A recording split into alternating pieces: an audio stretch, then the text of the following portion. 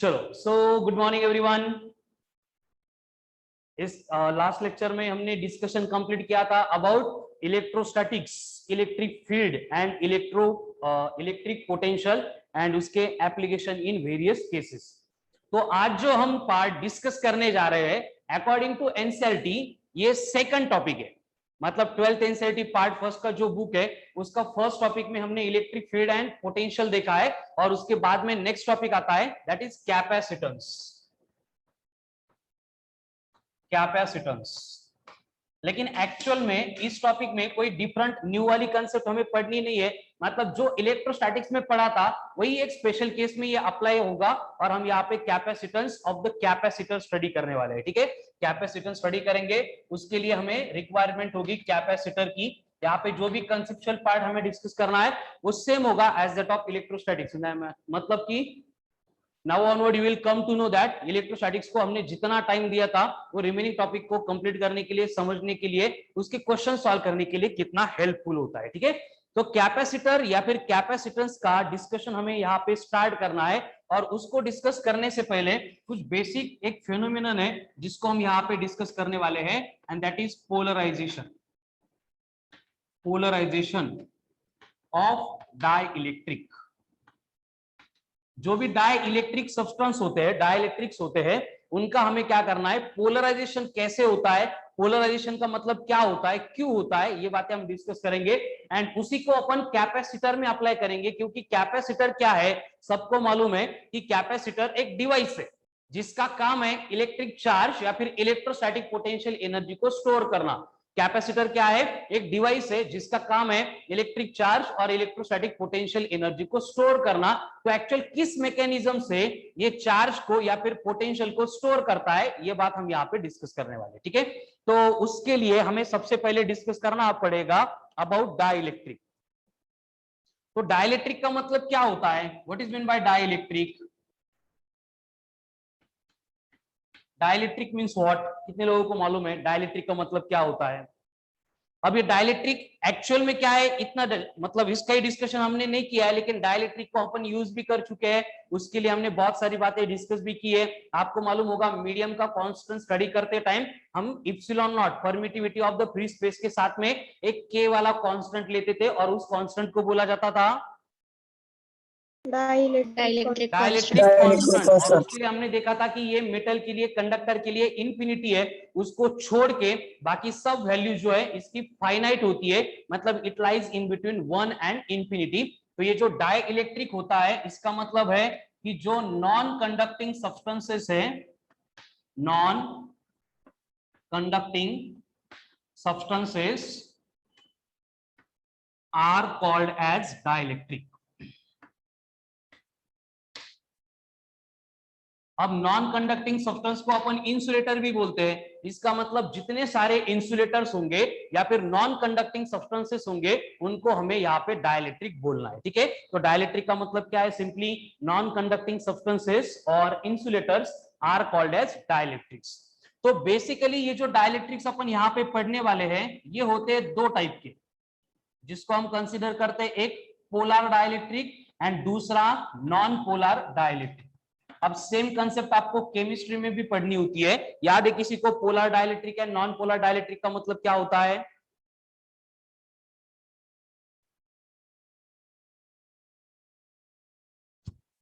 चलो chemistry, chemistry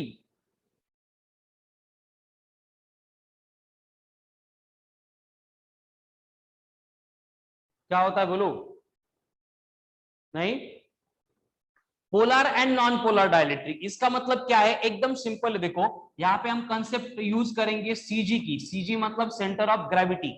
अगर centre of gravity of nucleus and revolving electron, मतलब हमें मालूम है कि डाइइलेक्ट्रिक मतलब कौन होंगे, इंसुलेटर्स होंगे। इंसुलेटर होगा मतलब क्या होगा, मैटर होगा। मैटर होगा तो वो बना किससे है, एटम से बना है। एटम में क्या होता है, एक कोर होती है जिसको अपन बोलते हैं पॉजिटिवली चार्ज हेवी कोर, जिसके सराउंडिंग में इलेक्ट्रॉन क्या करते हैं, रिवॉल्यूशन परफॉर्म करते हैं। ठीक है, मतलब यहाँ पे सिचुएशन क्या होगी कि एक न्यूक्लियस होगा जिसके सराउंडिंग में इलेक्ट्रॉन्स रिवॉल्व करेंगे। तो अगर हम पूरे एटम का सेंटर ऑफ ग्रेविटी कंसिडर करेंगे और वहां पे सेंटर ऑफ ग्रेविटी अगर नॉन कोइंसाइड है, किसका? पॉजिटिवली चार्ज न्यूक्लियस का एंड रिवॉल्विंग इलेक्ट्रॉन का सेंटर ऑफ ग्रेविटी अगर एक पॉइंट पे नहीं है, मतलब नॉन कोइंसाइड है, तो उस केस में जो भी मॉलिक्यूल होगा उसको हम कंसीडर करेंगे पोलर मॉलिक्यूल, एंड जिस सब्सटेंस का, जिस डाइलेक्ट्रिक का ये मॉलिक्यूल होगा उसको हम कंसीडर करेंगे as a polar substance. Clear? उसके बाद में आता है नॉन पोलर। अब नॉन पोलर में सेम केस होगी, यहाँ पे जो सेंटर ऑफ ग्रेविटी होगा पॉजिटिवली चार्ज न्यूक्लियस का एंड रिवॉल्विंग इलेक्ट्रॉन का, वो अगर एक दूसरे के साथ कोइंसाइड कर रहा है, मतलब जहां पे न्यूक्लियस का सीजी है वहीं पे रिवॉल्विंग इलेक्ट्रॉन का सीजी है, इसका मतलब दोनों का सेंटर ऑफ ग्रेविटी अगर वहां पे एक ही पॉइंट पे है, मतलब कोइंसाइड कर रहा है, तो उस केस में जो भी डाइलेक्ट्रिक होगा, मॉलिक्यूल होगा, इंसुलेटर होगा, उसको हम कंसीडर करेंगे नॉन पोलर। तो अब ये पोलर से एंड नॉन पोलर से हमारे इस टॉपिक की कंसेप्ट में क्या फर्क पड़ता है, उसके लिए आपको जाना पड़ेगा एक कंसेप्ट के ऊपर जिसको हम बहुत पहले पढ़ चुके हैं, that is electric dipole movement. Electric dipole movement. अब ये इलेक्ट्रिक डाइपोल मूवमेंट एक्चुअल में होती क्या है, याद है सबको? इलेक्ट्रिक डाइपोल मूवमेंट, चलो बोलो, इलेक्ट्रिक डाइपोल मूवमेंट क्या होती है? नहीं, इलेक्ट्रिक डाइपोल मूवमेंट मतलब होती है product of magnitude of charge and separation between them. अब कंडीशन देखो, अगर अपन बात पोलर मॉलिक्यूल की करेंगे तो हमें मालूम है पोलर मॉलिक्यूल जो होगा, या फिर कोई भी एक एटम, कोई भी मॉलिक्यूल जो होगा, उसमें क्या होता है कि जितना पॉजिटिव चार्ज न्यूक्लियस के अंदर होता है उतना ही negative charge revolving electron form करते हैं। इसका मतलब हर एक एटम में दो टाइप के चार्जेस होते हैं, जिनका मैग्नीट्यूड सेम है, जिनका मैग्नीट्यूड सेम है, लेकिन पोलैरिटी जो है वो डिफर कर रही है। पोलैरिटी क्या होती है? अपोजिट टू ईच अदर होती है, ठीक है? तो यहां पे अगर मॉलिक्यूल पोलर होगा, अगर मॉलिक्यूल पोलर होगा तो हमें मालूम है कि दो चार्जेस के बिटवीन जो सेपरेशन है वो नॉट इक्वल टू जीरो होगा, क्योंकि हमने पहले ही बोला है कि पोलर का मतलब वो दोनों पॉजिटिव एंड नेगेटिव चार्जेस के centre of gravity different point पे होंगे, मतलब उनका सेपरेशन कुछ ना कुछ होगा, मतलब नॉट इक्वल टू जीरो होगा। इसलिए हमने यहाँ पे 2l is not equal to zero लिख दिया है। इसका मतलब पोलर मॉलिक्यूल की केस में ये जो इलेक्ट्रिक डाइपोल मूवमेंट है वो नॉट इक्वल टू जीरो रहेगी। लेकिन सेम कंडीशन अगर हम अप्लाई करेंगे फॉर नॉन पोलर डाइलेक्ट्रिक, तो नॉन पोलर डाइलेक्ट्रिक में होता क्या है कि पॉजिटिव एंड नेगेटिव दो चार्जेस है, इक्वल मैग्नीट्यूड है, अपोजिट पोलैरिटी है, लेकिन फिर भी दोनों भी चार्जेस का सीजी अगर कोइंसाइड हो रहा है, मतलब दोनों चार्जेस में सेपरेशन ही नहीं है, इसका मतलब separation between two charges will become zero, that is 2l will be zero. Clear है सबको? अगर 2l जीरो होगा इसका मतलब नॉन पोलर की केस में जो डाइपोल मूवमेंट होगी वो जीरो होगी। देखो समझ में आता है क्या?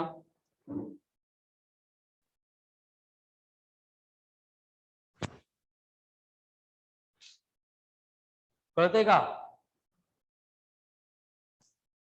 ओके चलो, तो यहाँ पे इस कंसेप्ट को हम आगे डिस्कस करने वाले हैं। हमने देखा कि बेसिकली डाइलेक्ट्रिक मतलब नॉन कंडक्टिंग सब्सटेंस, मतलब इंसुलेटर, और ये इंसुलेटर में दो केस है, एक होता है पोलर, दूसरा होता है नॉन पोलर। पोलर का मतलब जिसमें centre of gravity non coincide होगा, नॉन पोलर का मतलब सेंटर ऑफ ग्रेविटी कोइंसाइड होगा। और ये सेंटर ऑफ ग्रेविटी के कोइंसाइड होने से और नॉन कोइंसाइड होने से हमें फर्क क्या पड़ रहा है? हमें मिल रही है यहाँ पे डाइपोल मूवमेंट। तो डाइपोल मूवमेंट एक केस में जीरो होगी, दूसरी केस में नॉन जीरो होगी। अब हमें ये डाइलेक्ट्रिक का इंट्रोडक्शन होने के बाद इनका देखना है पोलराइजेशन, ठीक है? तो नेक्स्ट पॉइंट आएगा पोलराइजेशन ऑफ डाइलेक्ट्रिक।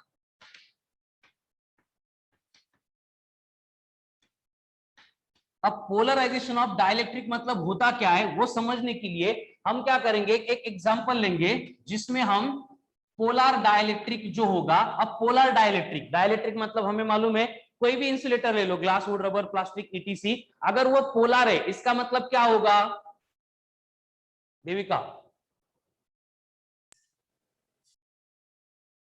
पोलर होगा मतलब क्या होगा? नॉन कोइंसाइड होगा। सीजी नॉन कोइंसाइड होगा। इसका मतलब क्या होगा? देखो कि अगर मैंने कोई भी एक सब्सटेंस लिया है जो पोलर है, इसका मतलब इस सब्सटेंस के सरफेस के ऊपर जितने भी एटम्स रहेंगे वो सारे एटम्स में एक कंडीशन यहां पे रहेगी कि उनका जो स्ट्रक्चर है मैं इलिप्स से शो कर रहा हूं, इसका मतलब क्या होगा कि इलिप्स को होते हैं दो सेंटर, इलिप्स को होते हैं दो सेंटर, तो एक सेंटर पे पॉजिटिव चार्ज होगा, दूसरे सेंटर पे नेगेटिव चार्ज होगा, इसलिए मैंने इनका स्ट्रक्चर जो है वो इलिप्टिकल शो किया है। क्लियर है सबको? इलिप्स दिख रहा है, इसका मतलब इतना ही बोलना है मुझे कि CG of positively charge nucleus and negatively charge electron coincide नहीं हो रहा है, मतलब दो सेंटर पे है। अगर मैं सर्कल लेता तो वो कोइंसाइड बनते, क्योंकि सर्कल में एक ही सेंटर है, इलिप्स में दो दो सेंटर होते, तो एक सेंटर पे पॉजिटिव चार्ज रखा है, दूसरे सेंटर पे नेगेटिव चार्ज रखा है, जिनका मैग्नीट्यूड इक्वल है, बस पोलैरिटी डिफरेंट है एंड वो डिफरेंट पॉइंट पे लोकेटेड है। क्लियर? Yes sir. अब इस सिचुएशन में अगर इस डाइलेक्ट्रिक को हम ऑब्जर्व करेंगे तो हमें मालूम है यहां पे जो इंडिविजुअल डाइपोल मूवमेंट होगी, जो इंडिविजुअल डाइपोल मूवमेंट होगी that is not equal to zero रहेगी। इंडिविजुअल डाइपोल मूवमेंट जो होगी वो नॉट इक्वल टू जीरो रहेगी, क्योंकि चार्जेस भी है, इक्वल मैग्नीट्यूड, अपोजिट पोलैरिटी भी है, उनके बिटवीन सेपरेशन भी है। ये जैसे कि इससे पहले मैंने लिख के दिया था, पोलर मॉलिक्यूल्स में डाइपोल मूवमेंट जो है वो नॉट इक्वल टू जीरो होती है, लेकिन किसकी? इंडिविजुअल मॉलिक्यूल की। लेकिन आगे हमें मालूम है कि electric dipole movement is a vector quantity. Electric dipole movement मतलब क्या है? It's a vector quantity and it is directed from, उसकी डायरेक्शन होती है negative to positive. Negative to positive charge. उसकी वजह से क्या होगा, यहाँ पे अगर हम हर एक मॉलिक्यूल की केस देखेंगे तो प्लस माइनस माइनस प्लस, मतलब हर एक मॉलिक्यूल की जो डाइपोल मूवमेंट है वो रैंडमली ओरिएंटेड है इन ऑल पॉसिबल डायरेक्शन। क्या है? रैंडमली ओरिएंटेड है इन ऑल पॉसिबल डायरेक्शन में। और इस रैंडम ओरिएंटेशन में होता क्या है कि dipole movements in upward direction जितनी भी है उतनी ही dipole movements in downward direction में आती है। इसका मतलब नेट डाइपोल मूवमेंट की वैल्यू बनती है जीरो। उसी तरह से dipole movement along right is equals to होती है डाइपोल मूवमेंट अलोंग लेफ्ट। इसका मतलब अगेन नेट डाइपोल मूवमेंट कितनी बनेगी? जीरो बनेगी।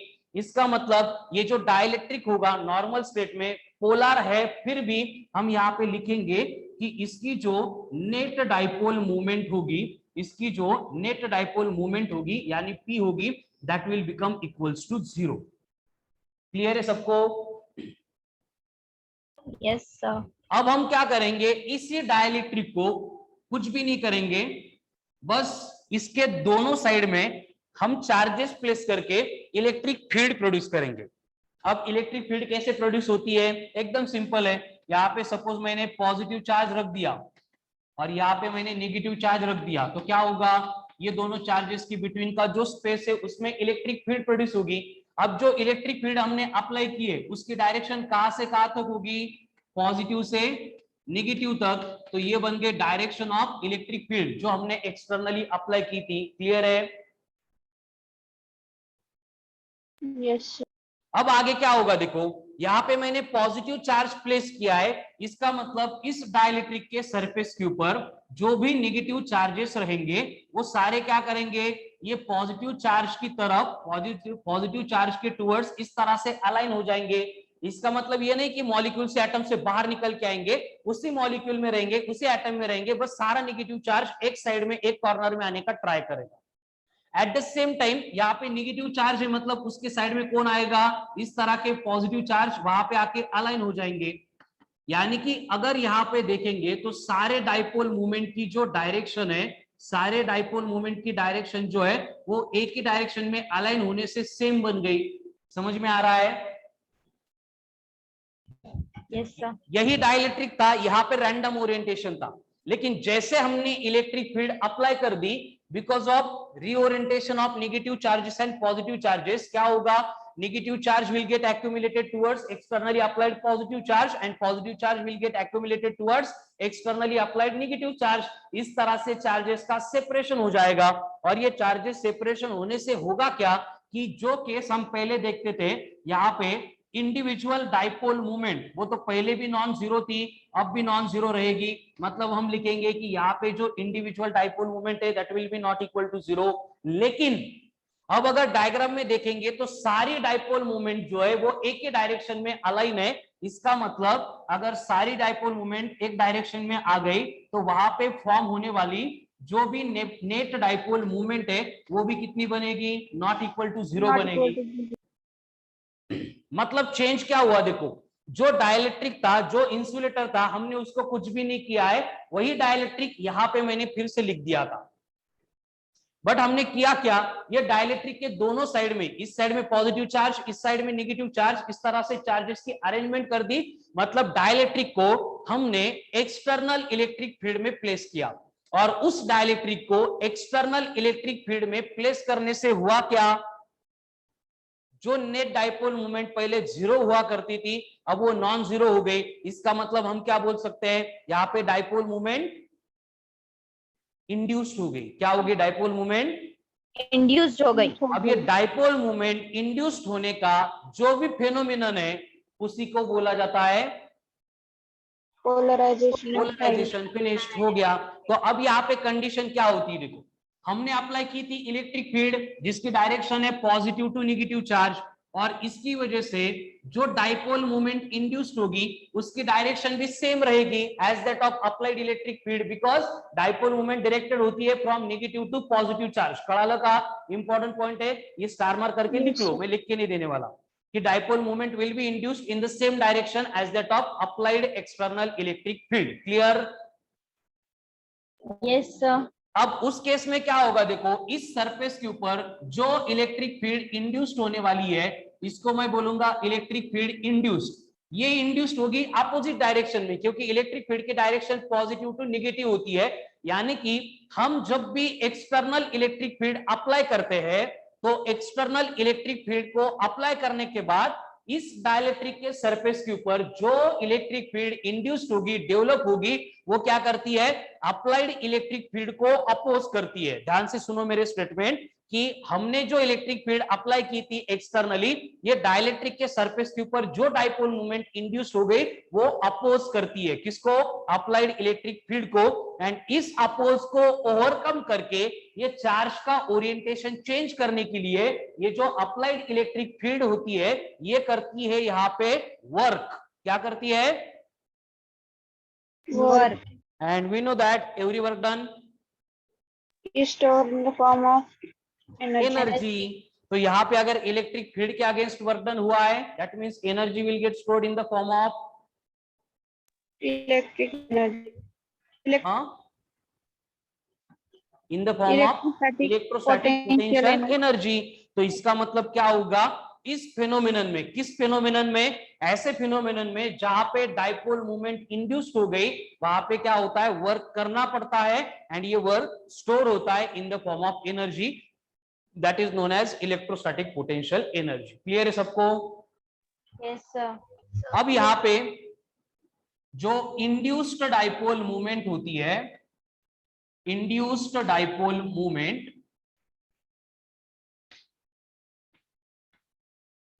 पर unit volume, induced dipole movement per unit volume, उसी को हम बोलते हैं as a polarization of the dielectric.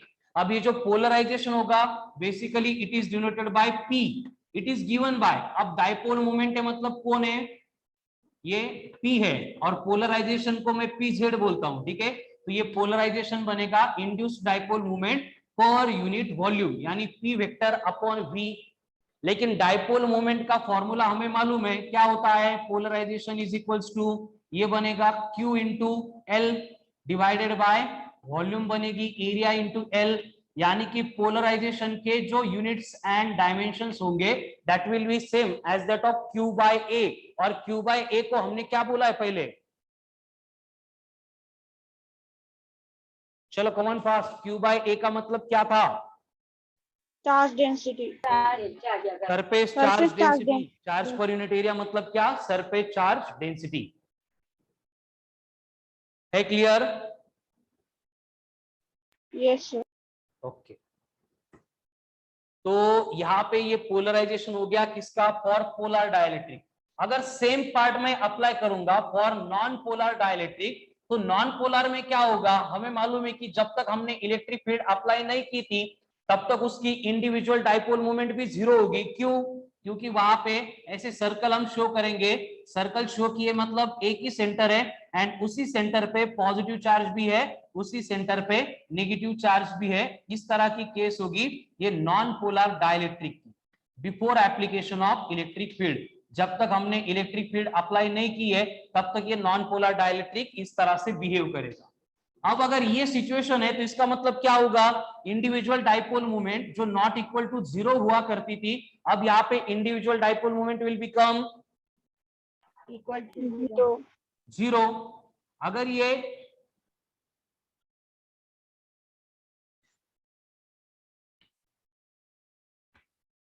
अगर ये इंडिविजुअल डाइपोल मोमेंट 0 है, इसका मतलब नेट डाइपोल मोमेंट भी 0 होगी। 0 रहेगी।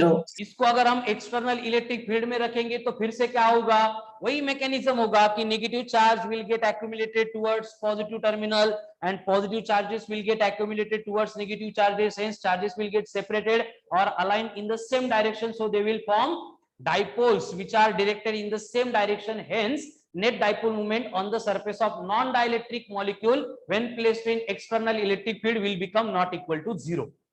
एंड फिर से वही इसी इंड्यूस्ड डाइपोल मोमेंट पर यूनिट वॉल्यूम को हम बोलते हैं एज ए पोलराइजेशन। है क्लियर? Yes sir. इसका मतलब इस डिस्कशन से हमें इतना मालूम हो गया कि कोई भी डाइलेक्ट्रिक हो, फिर वो पोलर है या फिर नॉन पोलर है, फर्क नहीं पड़ता है, when placed in external electric field क्या होगा, dipole moment will get induced on its surface, मतलब उसका पोलराइजेशन होगा। ठीक है, कोई भी डाइलेक्ट्रिक है फिर वो पोलर है या फिर नॉन पोलर है, whenever it is placed in external electric field, हर बार उसके सरफेस के ऊपर क्या होता है, पोलराइजेशन होता है। समझ लो सगळ्यांना, तो पोलराइजेशन हर बार वहां पे होने वाला है। क्लियर? Yes sir. चलो, तो ये हो गया डाई इलेक्ट्रिक्स एंड उनका पोलराइजेशन। इस पोलराइजेशन का हमारे पास और एक फॉर्मूला है,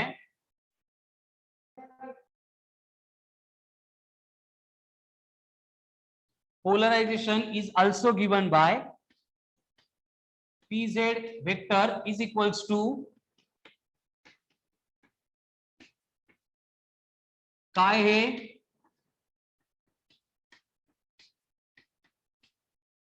हे काय आहे, काय काय। ठीक है, ये प्रोनाउंसिएशन है और इस टॉपिक में इसका मतलब होता है इलेक्ट्रिकल, बोलो,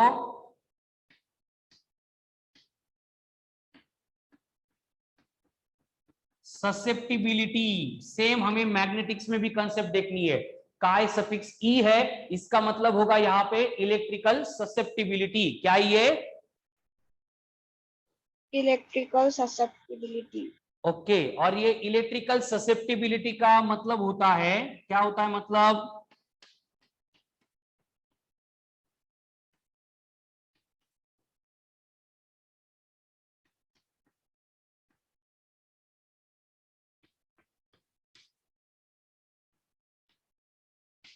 क्या होता है मतलब, ability of dielectric to get polarized. मतलब कि हम दो कंडक्टर के बिटवीन में ग्लास को रख देंगे तो ग्लास का पोलराइजेशन कितना होगा, ये डिफाइन करने के लिए ग्लास का कांस्टेंट रहेगा, उसको बोलेंगे हम इलेक्ट्रिकल ससेप्टिबिलिटी फॉर ग्लास, वो डिफरेंट रहेगी। सेम अगर हम अप्लाई करेंगे फॉर प्लास्टिक, उसके लिए डिफरेंट रहेगी। सेम अप्लाई करेंगे फॉर वुड, रबर, तो हर एक केस में डिफरेंट रहेगी। मतलब जैसे डाइलेक्ट्रिक कांस्टेंट मीडियम का कांस्टेंट है, उसी तरह से ये मटेरियल का कांस्टेंट है इलेक्ट्रिकल ससेप्टिबिलिटी, जो हमें एक्सप्लेन करता है, क्या एक्सप्लेन करता है, बोलो, अरे क्या एक्सप्लेन करता है, कौन सा सब्सटेंस कैसे कितना पोलराइज्ड होने वाला है। ठीक है, उसकी पोलराइज्ड होने की एबिलिटी। अब पोलराइज्ड होने की एबिलिटी मतलब क्या, पोलराइज्ड होने की एबिलिटी मतलब क्या, कि उस सब्सटेंस को जब हम एक्सटर्नल इलेक्ट्रिक फील्ड में प्लेस करेंगे तो वहां पे कितनी डाइपोल मोमेंट इंड्यूस्ड होने वाली है, ये डिफाइन करने वाला वो कांस्टेंट है। क्लियर है सबको?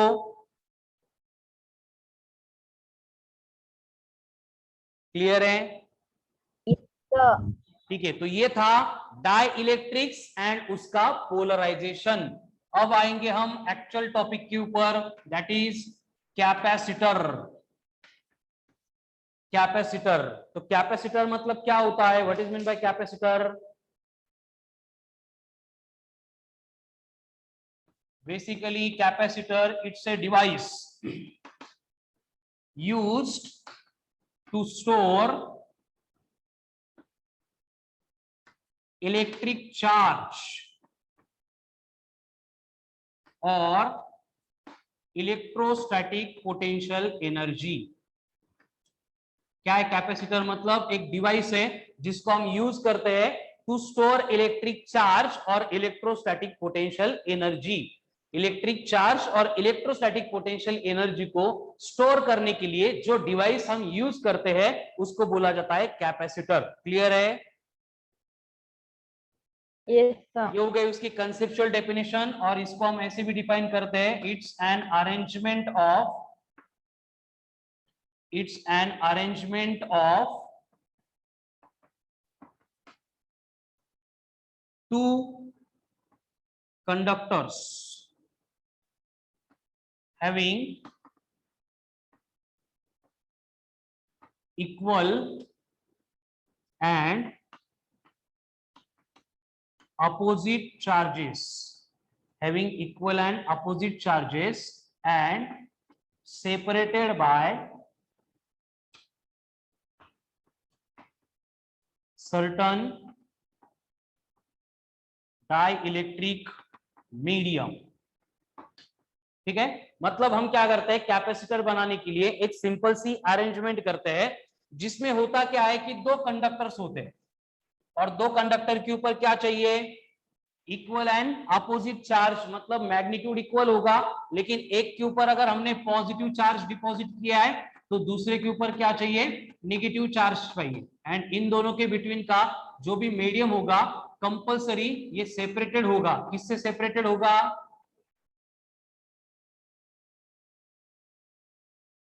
Dielectric medium, डाइलेक्ट्रिक मीडियम मतलब क्या?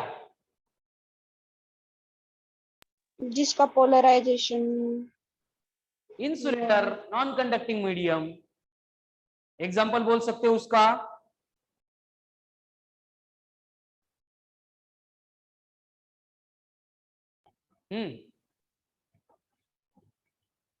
wood, air, glass, wood, rubber, plastic, ETC, ये सारे इंसुलेटर है ना। इंसुलेटर है मतलब नॉन कंडक्टिंग सब्सटेंस है, मतलब कौन है, डाइलेक्ट्रिक है।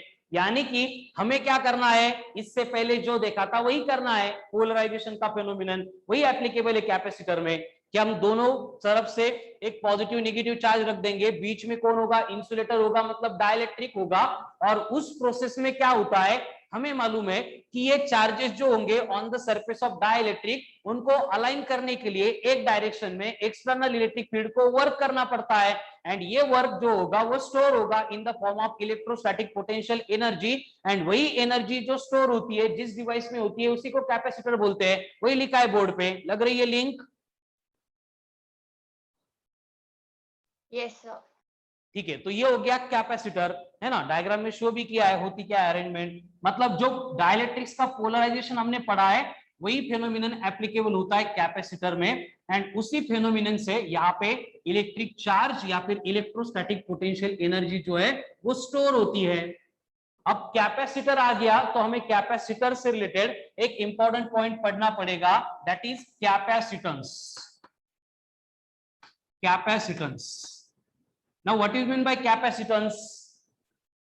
जो कैपेसिटर होता है उसका कैपेसिटेंस क्या होगा? कैपेसिटेंस मतलब, लगाओ दिमाग।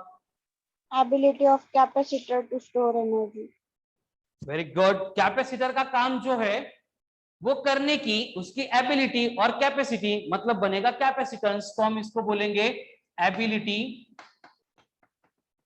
और capacity to store electric charge और electrostatic potential energy. Is called as capacitance. कितना सिंपल है देखो, चार्ज को या फिर एनर्जी को स्टोर करने की एबिलिटी मतलब क्या होता है, कैपेसिटेंस। ठीक है, इसकी और एक डेफिनेशन है, इट इज द और इट इज डिफाइंड एज, मालूम है किसी को, ratio of potential difference and charge. बरोबर, charge to the potential difference. किसका रेशो है ये, charge to the potential difference. यानी कि इट इज डिनोटेड बाय होगा C, it is given by होगा C equals to Q by V, where Q का मतलब charge deposited on plates of capacitor, V का मतलब potential difference between plates of capacitor. ये in general formula हो गया सी capacitance का, Q अपॉन V। अब अगर Q अपॉन V है तो इसका मतलब इसका यूनिट होगा कूलम पर होल्ड, एंड इसी कूलम पर होल्ड को हम बोलते हैं एज ए, क्या बोलते हैं, Farad. फैरेड या फैराडे, Farad. Farad. क्योंकि फैराडे जो है इट्स यूनिट ऑफ चार्ज, जो केमिस्ट्री में आप यूज करते हो शुभम कर, बरोबर है। ठीक है, 1 faraday is equals to 96500 coulomb, और ये जो फैराड है F वो होगा SI यूनिट ऑफ कैपेसिटेंस। जब भी क्वेश्चन सॉल्व करेंगे तब हमें milli farad, micro farad, nano farad, pico farad इनके यूनिट कन्वर्जन रिक्वायर्ड होंगे। तो मिली दिख गया मतलब -3, माइक्रो दिख गया मतलब -6, नैनो दिख गया मतलब -9, पिको दिख गया मतलब -12। इस तरह से हम क्या करते हैं, ये कैपेसिटेंस को कन्वर्ट करते हैं from one system to another system.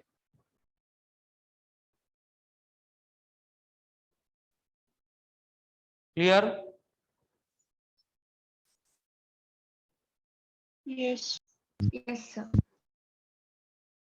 Okay, next point, types of capacitor.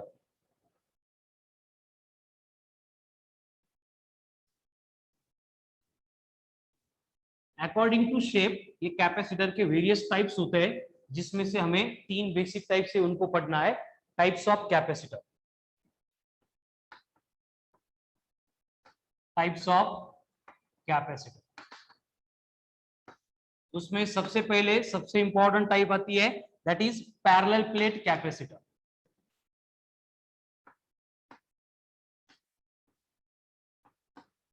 Parallel plate capacitor, अब ये पैरेलल प्लेट कैपेसिटर मतलब क्या होगा, हमें हेडिंग में समझ में आ रहा है, प्लेट्स होंगी एक दूसरे को पैरेलल होगी, इससे जो कैपेसिटर फॉर्म होगा वो बनेगा पैरेलल प्लेट कैपेसिटर। जैसे कि फॉर एग्जांपल आपको बोला है कि ऐसे 2 प्लेट्स है, ये है P1, ये है P2, इसके ऊपर हमने चार्ज डिपॉजिट किया है, वो है पॉजिटिव चार्ज, इसके ऊपर चार्ज डिपॉजिट किया है, ये है नेगेटिव चार्ज।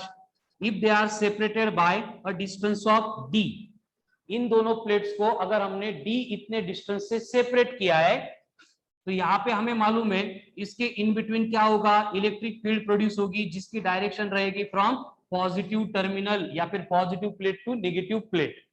अगर इस प्लेट के ऊपर मैंने +Q इतना चार्ज डिपॉजिट किया है, इसका एरिया A होगा, तो इसके लिए सरफेस चार्ज डेंसिटी बनेगी Q/A। यहाँ पे भी सेम पार्ट होगा, बस चार्ज जो है प्लस की जगह पे माइनस होगा, एरिया सेम होगा, मतलब सिग्मा जो है that will be again Q/A for both cases. Clear है सबको? कड़ा लगा Yes, sir. Consideration? Okay. Yes, sir. अब हम क्या करेंगे, देखो कि ये जो 2 प्लेट्स ऑफ कैपेसिटर है, इनके बिटवीन का जो मीडियम है वो हमने फिल किया है, ऐसे एज्यूम करेंगे, और फिल करने के लिए जो डाइलेक्ट्रिक हमने यूज किया है, उस डाइलेक्ट्रिक का डाइलेक्ट्रिक कांस्टेंट आपको K दिया है। अब अगर मैं यहाँ पे रैंडमली कोई भी एक पॉइंट लूंगा, जैसे कि मैंने पॉइंट लिया है M, तो इस M वाले पॉइंट के ऊपर इलेक्ट्रिक फील्ड इंटेंसिटी मुझे कैलकुलेट करनी है, electric field intensity produced at point M। तो वो इलेक्ट्रिक फील्ड इंटेंसिटी कितनी होगी, उसके लिए हमें इलेक्ट्रिक फील्ड इंटेंसिटी के एप्लीकेशन देखने पड़ेंगे। ये पॉइंट चार्ज नहीं है, उसके बाद स्फीयर नहीं है, रेक्टेंगुलर है, लीनियर है, कौन सा मालूम नहीं है, तो हम इसका एज्यूम करेंगे ये charge body of any shape है। तो charge body of any shape के सराउंडिंग में इलेक्ट्रिक फील्ड इंटेंसिटी कितनी होती है? Sigma by epsilon not. Very good, sigma bye epsilon not. लेकिन यहाँ पे के दिया है तो नॉट के अगर नॉट इक्वल टू 1 है तो हमें उसको लेना पड़ेगा, यानी गिवन पॉइंट के ऊपर इलेक्ट्रिक फील्ड इंटेंसिटी मिल गई हमें sigma upon epsilon not. But sigma की वैल्यू कितनी है? चार्ज अपॉन एरिया, यानी ये इंटेंसिटी बनेगी Q divided by A epsilon naught into के। क्लियर? लेकिन जब Yes. हमने फर्स्ट डे पे इलेक्ट्रिक फील्ड इंटेंसिटी को डिफाइन किया था तब मैंने आपको 3 फॉर्मूले बोले थे, और थर्ड फॉर्मूला था which is most important, that is V upon D. याद है सबको? E इक्वल्स टू क्या था? V upon D. हटो देगा। Oh, sir. तो यहाँ पे अगर ये दोनों इक्वेशन को देखेंगे, इनकी एक साइड सेम है, अनदर साइड अगर इक्वेट करेंगे तो ये बनेगा Q upon A epsilon naught into K is equals to V upon D. ये D एंड Q को इंटरचेंज करेंगे तो ये बनेगा D upon A epsilon naught into K is equals to V upon Q। उल्टा कर देंगे तो यहाँ पे बन जाएगा Q upon V equals to A epsilon naught K upon small D. But Q upon V को ही हमने C बोला था, तो यहाँ पे C का यानी कैपेसिटेंस का फॉर पैरेलल प्लेट हमें एक रिलेशन, एक फॉर्मूला मिलता है, that is A epsilon naught K upon small d, where A is the Area of plate. area of each plate. Very good. Then K is the Dielectric constant. कितना होता है dielectric constant? कितना भी होता है। अगर एयर और vacuum बोलेंगे तो 1 होगा, मेटल या फिर मेटेलिक कंडक्टर बोलेंगे तो वहां पे इंफिनिटी होगा। फॉर और other medium it will be lie in between 1 and infinity. Okay, what is D? Distance between the plates. मतलब separation between two plates of capacitor. यानी कि जो फॉर्मूला हमने डिराइव किया है उसके ऊपर से हम देख सकते हैं यहाँ पे कि C जो है वो K के ऊपर डिपेंडेंट होता है।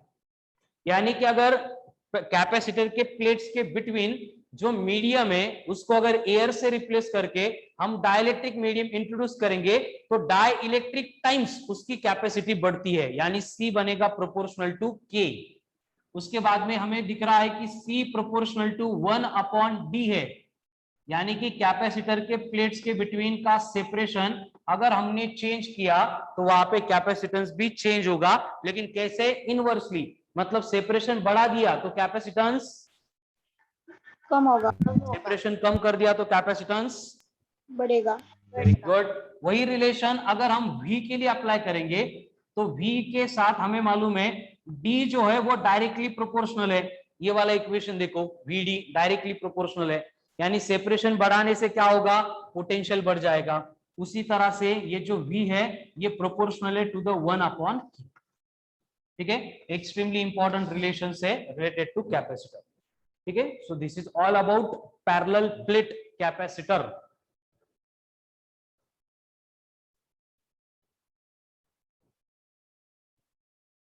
कळलं? Yes.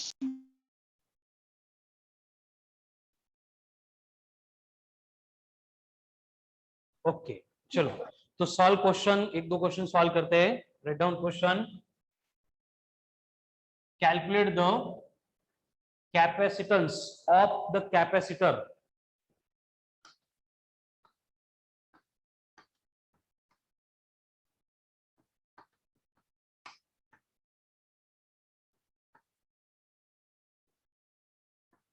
Calculate the capacitance of the capacitor, जिसके बारे में आपको बोला है कि उसकी प्लेट्स रेक्टेंगुलर है, रेक्टेंगुलर प्लेट का लेंथ दिया है 20 सेंटीमीटर, ब्रेड्थ दिया है 10 सेंटीमीटर, के है 10 एंड प्लेट्स के बिटवीन का सेपरेशन है 10 millimetre. So tell me the capacitance of the given capacitor.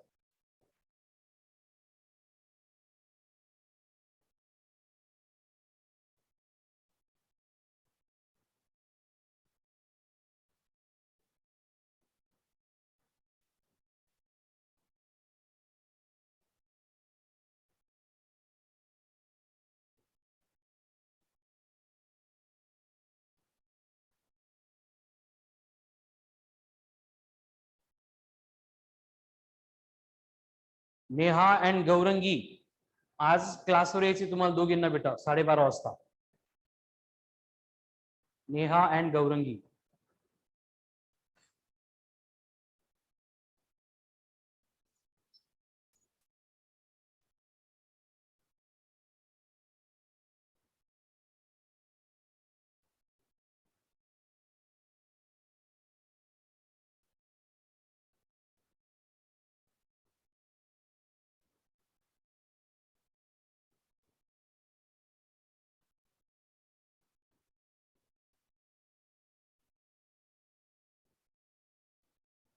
आ रहा है क्या आंसर? Yes.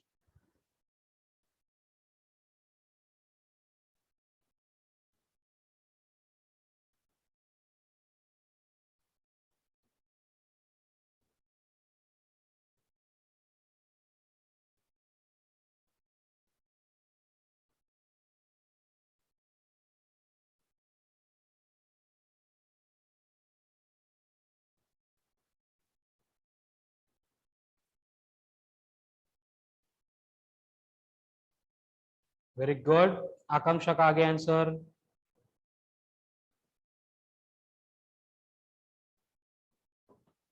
चलो बोर्ड पे सॉल्व करेंगे.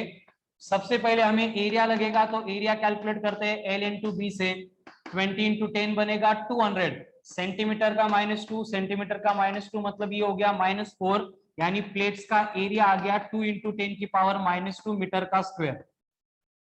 तो एरिया ऑफ द प्लेट हो गई. देन के डी कितना है 10 मिलीमीटर. मिलीमीटर को मीटर में करने के लिए -3 से मल्टीप्लाई करेंगे, तो ये बन गया 10 की power -2 metre. Now put all the values in that formula. So a c equals to बनेगा a है 2 into 10 की पावर -2.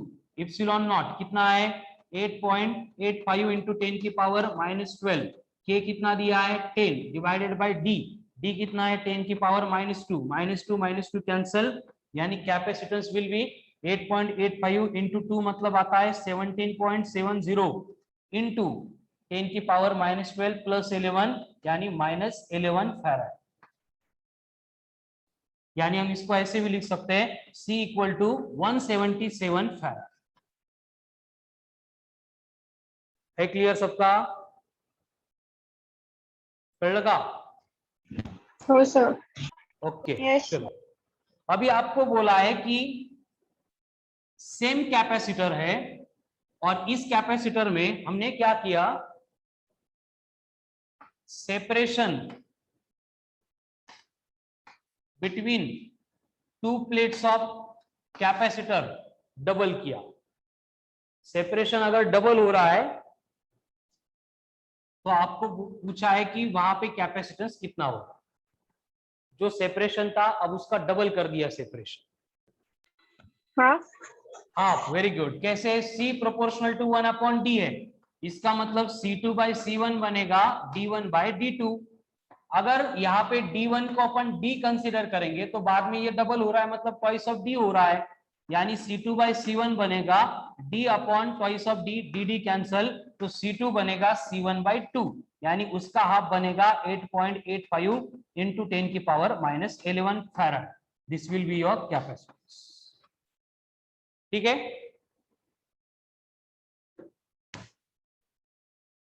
अगर सेम कंडीशन है और आपको बोला है इनिशियल कैपेसिटेंस उसका कितना आया था 177 पिको फैराड. अभी डिस्टेंस डबल किया था, फिर ओरिजिनल पोजीशन पे लेके आ गए और आपको बोला है कि डाइलेक्ट्रिक कांस्टेंट जो है के, उसको भी हमने क्या किया है 1/4 किया है. डाइलेक्ट्रिक कांस्टेंट को हमने 1/4 किया, तो कैपेसिटेंस कितना होगा?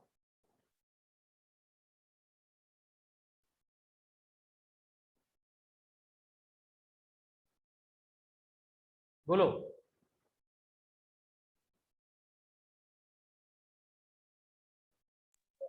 4.4 into 10 to the power -12. Very good. क्या होता है relation? C directly proportional to K है, यानी C2/C1 बनेगा K2/K1. आपको K1 K बोला है, K2 बोला है, उसका 1/4 मतलब K/4 बोला है, यानी C2 बनेगा C1 into k/4 into 1/k। तो k कैंसिल होके ये बनेगा C1/4, यानी ये बनेगा 177/4 पिको फैराड। इसका डिवीजन करेंगे तो कितना आएगा ये 44.25 picofarad. 44.25 picofarad. This will be your capacitance. चलो है क्लियर फिर सबको? तो Yes. अभी आज हमने यहाँ पे डाइलेक्ट्रिक्स, उसका पोलराइजेशन, देन उसके अकॉर्डिंग कैपेसिटर कैसे वर्क करता है, कैपेसिटर का कैपेसिटेंस मतलब क्या होता है, उसका यूनिट्स क्या है, उसके बाद में टाइप्स ऑफ कैपेसिटर का डिस्कशन शुरू किया है। तो पैरेलल प्लेट कैपेसिटर हमने यहाँ पे देखा है। अब जो रिमेनिंग टाइप्स बचे हैं, spherical, cylindrical, then energy stored in the capacitor, effect of dielectric on capacitor, ये कल के लेक्चर में कंप्लीट करेंगे। एंड उसके बाद हमारा डिस्कशन रहेगा about series and parallel combination of capacitor. यानी आज की डेट में जो भी मॉड्यूल के क्वेश्चन में से आपका इलेक्ट्रोस्टैटिक्स का पेंडिंग पार्ट है उसको कंप्लीट करो। नाउ ऑनवर्ड कैपेसिटेंस का लोड बढ़ने वाला है, ठीक है। सो आज के लिए इतना ही सफिशिएंट है। Remaining part will continue on same time in tomorrow's lecture.